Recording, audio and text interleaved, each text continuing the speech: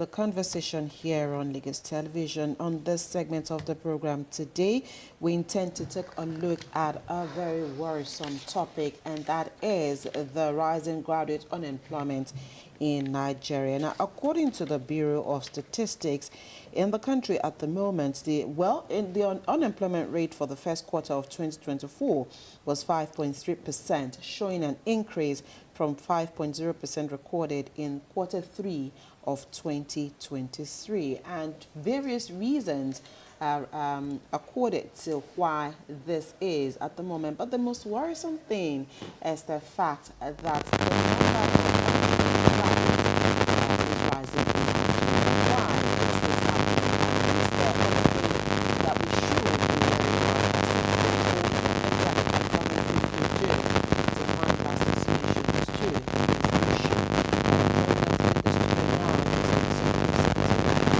Association for Private Employment Agencies of Nigeria, Jide Afolabi. Thank you for being on the program this morning, Jide. Afolabi. Thank you. Oh, good morning. Jide Afolabi.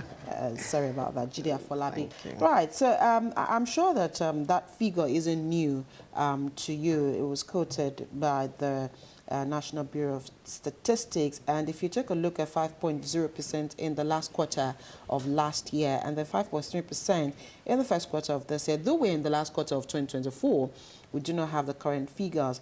But why do you think this is a major problem at the moment, where it is increasingly becoming difficult for graduates to be employed in Nigeria? First and foremost, let me appreciate Lagos Television for having me this morning. There are a lot of challenges that we have identified, which has led to increase in graduate unemployment in Nigeria. But basically, the mismatch between the skills acquired by graduates and the needs of the labor market is a major challenge. You discover that the graduates we have today doesn't have the required skilled in the labor market. And not just that, we also look at inadequate education and training. What are the facilities available in our institutions? And then we also need to look at the business environment. We have the environment that allows business to thrive, because only when business thrives, that's when you employ people. So the business must be sustained in the first place. When the business is growing, then more people can come in and work. Then we also need to look at the technological advancement. Technology increases, changes by the day. What you learned yesterday is no longer in vogue today. You need to keep upscaling, upgrading yourself. And of course, the increase in population. We have fewer jobs, then the population is increasing. But if you look at the data on the number of admissions per annum, you discover that you have more than 2.3 million people that are being admitted annually. So that tentatively means that at the end of the year, we possibly have more than 3 million people who are who are graduates annually. So if you have 3 million people who are graduating annually and the job is reducing, where do you place them? And not just that, when you look at the skills required, some basic skills require, like communication skills, which are transferable. Of course, you can move from one job to another, regardless of the sector. If you have communication skill, of course, you can move from one sector to another. If you have problem-solving skills, of course, you can move from one job to another because of those skills. And today, we know some skills are in high demand. Digital skills is in high demand. Wherever you find yourself, digital skills are expedient. It's expedient. Jide, let's look at the root cause of this high rate of unemployable graduates, which is the curriculum of our schools. Are we doing anything at all? Are we intentional at all about solving this problem in such a way that some of these skills required to fit into the labor market would have been acquired while in school? That's the not genesis. When you're out of school. Yes, that's the genesis of the problem. We need to look at our curriculum. Today we still have institutions offering admission into secretarial study, for instance. Where do we have typists again, or you have secretary in the office?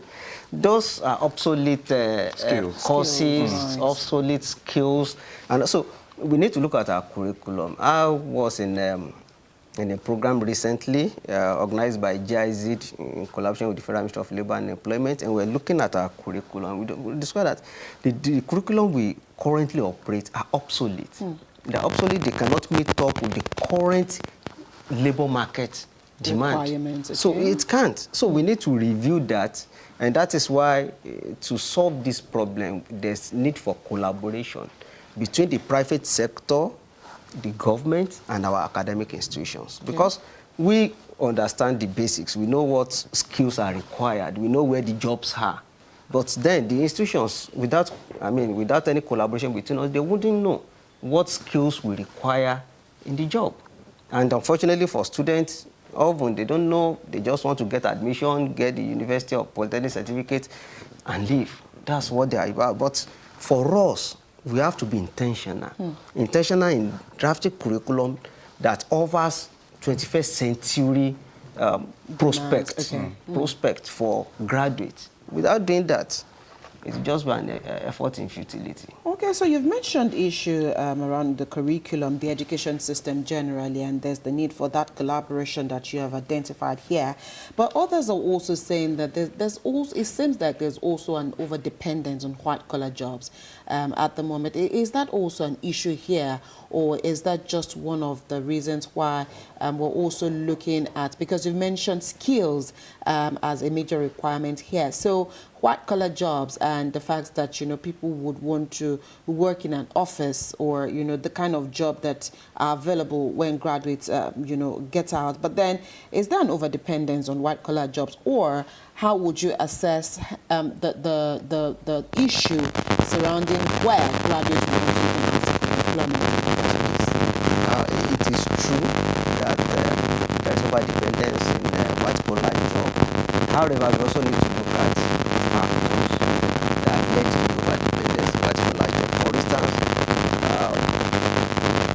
people graduate and they are doing government job, ministry or department of government or agencies of government and the other.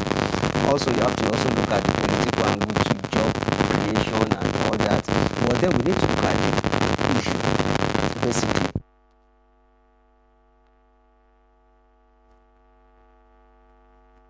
Engage in must have discipline, and then the government must provide the enabling environment. Even the current businesses are being choked with taxes, levies.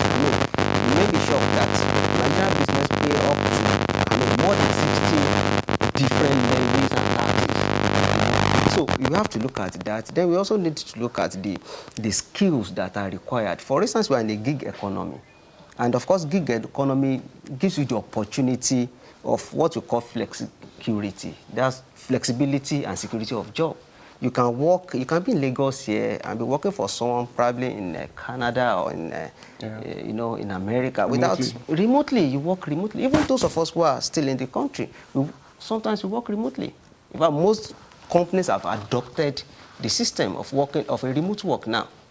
Of course, there are still a lot of issues around that because the current labor laws never factored in the current, the issue of remote work came about after the COVID-19 era. So we need to look at the platform. Do they have the platform to be self-independent, to be self-employed? That's number one. Do they have the required skills for that purpose? For instance, if you have the skills of tech, for instance, you can work anywhere. You don't need to look for any job. In fact, the jobs will be looking for you because you can decide who you want to work with. You can decide how many hours you want to work for. You can decide your terms on your own. And of course, that's what most graduates are looking at. Going into gig economy, making choices that best suits their intention. Not the regular 8 to 4, 8 to 5 hours work. Putting them in one corner of the office. And so they are looking at how can they be self-sufficient, how can they operate within the confine of what interests them, their interest. Okay, so aside from the required skills and training now, oftentimes we have also seen that employers of labor also make certain requirements that are not realistic. You apply for a particular job now, they will tell you that you should have 10 years experience and you must be within a particular age bracket. Is this not also contributing to the problem? Well, you are very correct. It's one of the challenges that we all need to address. However, for us in the private employment sector, we are working on that. And then, of course, there are entry-level jobs for new graduates that they can get in. There are jobs that the job's description, if you're a fresh graduate, you cannot just fit in because you must have acquired some level of experience. So we have these jobs available. You know, sometimes the lack of information is another problem. Like, for instance, as we speak, if you go to LinkedIn now, you will see a lot of PAs that are advertising jobs. But do they have that time to check on LinkedIn what's happening? They're building their own brand from that system. But what you have is a lot of unemployed graduates on Facebook, on social media that are not really beneficial to their own life. Go to LinkedIn, build your own CV, submit your CV. There are companies that you can easily apply to. Just submit your CV there. They review your CV when the opportunities are there, when the vacancies are there. They get in reach out touch to you. You know, they reach out to you. But definitely, I agree that it is an issue that must be addressed. And, you know, it's not only the private sector that affects, it also affects the public sector. You know? So Jide, let's, I mean, so yours is an association, and I'm sure that you compare notes. Absolutely. Can you also share with us some of the real-life experiences that your members of your association have had with graduates who've attended interviews and who fell short of, you know, some of their expectations at those interviews? Did they even come prepared? Did they even understand what it was or what exactly they were coming to? Because a lot of people even, you know, attend interviews and they're not even sure what to expect in the first place. So can you share with us real-life experiences of some of these graduates that maybe your members of your association may have come in contact with, and how their performances, you know, either matched up or did not even meet half of the requirements? In fact, I will give you a personal experience. Okay. We put out advert to recruit a subscription officer recently. And of course, there were applications. We reviewed those CVs. We invited them for interview. And you'll be shocked that some of them came without their CV. For an interview. For an interview. No, that's not even funny. Some came without their certificate. So what did they come to do? I mean, that's the same question we asked. That you were coming for an interview, your CV is not with you, your certificate is not with you. So then what how are do you we coming to? That's a personal experience. So we have. Or did you understand they were coming for an interview? Oh, they were. I personally sent Village people. No, that's not village people. SMS? not just SMS. Email. I sent email, sent SMS, and put call They call through. through. You know, and they came, and many of them, you know, that's on one side. Sometimes when you look at the appearance of some of them, you know they are not prepared for that job, you know. And by the time you begin to Interact, you discover that they lack communication skill, problem-solving skill, zero, you know. This is, generally, these are the issues. And that's why, for us, private employment agencies, or you may say recruiters, usually we organize skills acquisition programs for them before they are absorbed into the system, because we know that there are a lot of skills. The gaps is just so massive, wide. it's wide. So we organize search for them so that they will know what is expected of them when they get on the job. So I mean, we need to do more on that, and then that boils down to what they did while they were in school. School. You know, some of these skills, you can acquire them while you were in school. You don't need to be a graduate before you acquire communication skills, for instance. Sorry, Jide, as an aside, I know Ajibola asked this earlier on, talking about, of course, the need for curriculums to be upgraded. I know that some schools, and I know that the Lagos State government, during the administration of a particular governor and the advisor on education, you know, organized soft skills and employment skills for graduating students, especially in their final year. Is this also one thing that we need to ensure that the schools also have to at least prepare these graduates, maybe during their final year in school, at least ensure that they have some kind of orientation as to be prepared for the labor market? Is this something that, you know, we need to get the schools to be involved in, or is it a case of if you're the one looking for the job, you need to prepare yourself personally? Yes. Currently, I know we have job centers in Nigeria. Each region has a job center. Okay. And also, we have migrant resource centers. In Lagos here, we have it at Ikoyi, Federal Ministry of Labor and Employment. Okay. And one of the duties of the center is to organize skills acquisition programs. They are not only doing that for undergraduates, they are equally going to NYC orientation camps to organize similar programs for them. So that is ongoing.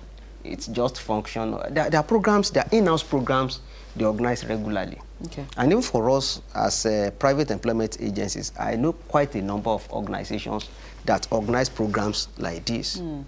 I mean, in forms of internship, some they pay, some it's, you know, I mean, not that the job seeker pays, so the company organizing those, they pay these interns. I mean, and it's also a way of acquiring the experience. I mean, don't forget that as a graduate, your first employer is the NYSC. You know, in fact, when I served in Plateau State, my first employer, I served with an NGO. I was barely there for 2 months when my CEO then asked me if I would love to stay and work with them. So it means I must have acquired some level of skills, and I must have been entrusted with some task, which perhaps I've done well, and he felt that, oh, if this guy stays with us, it will help our team. You know, so those skills must be acquired, and people need to get those information because many graduates never knew that we have job centers in Nigeria.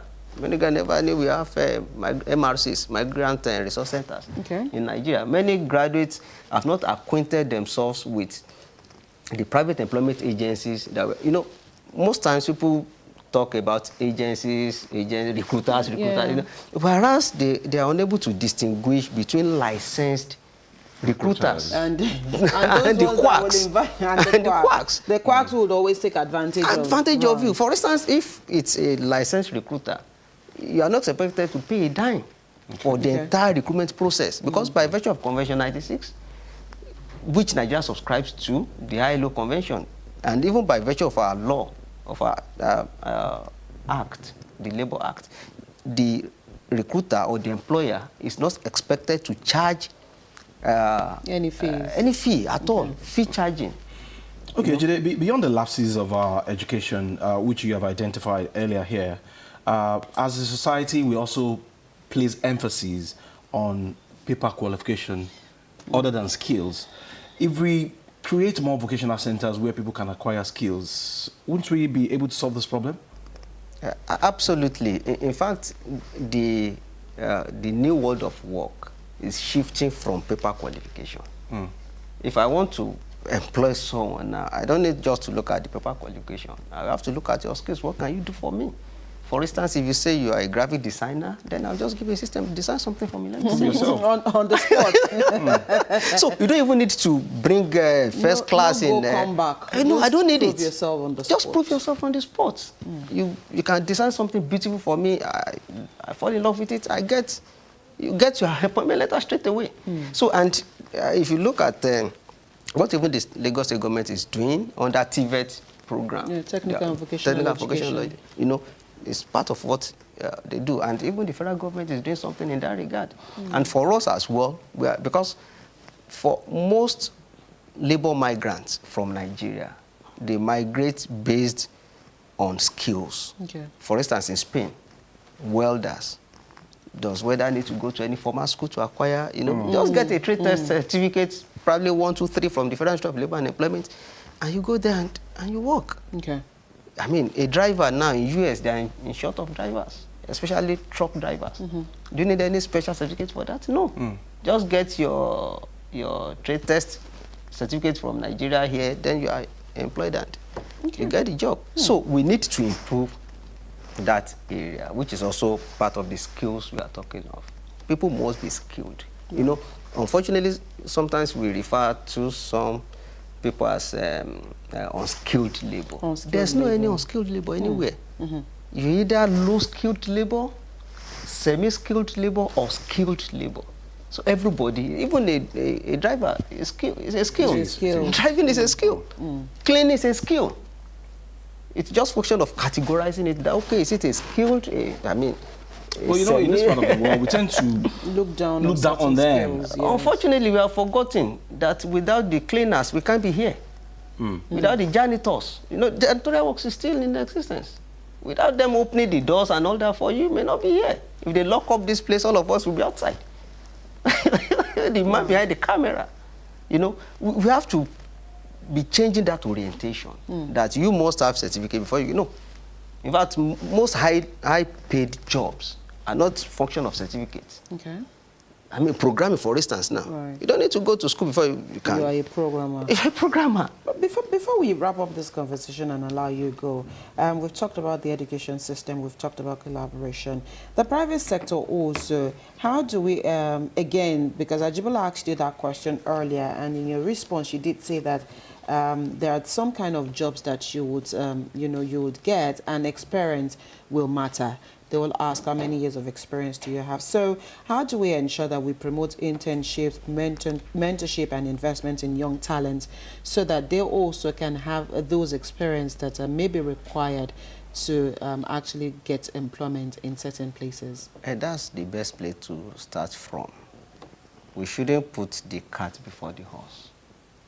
We should not put money.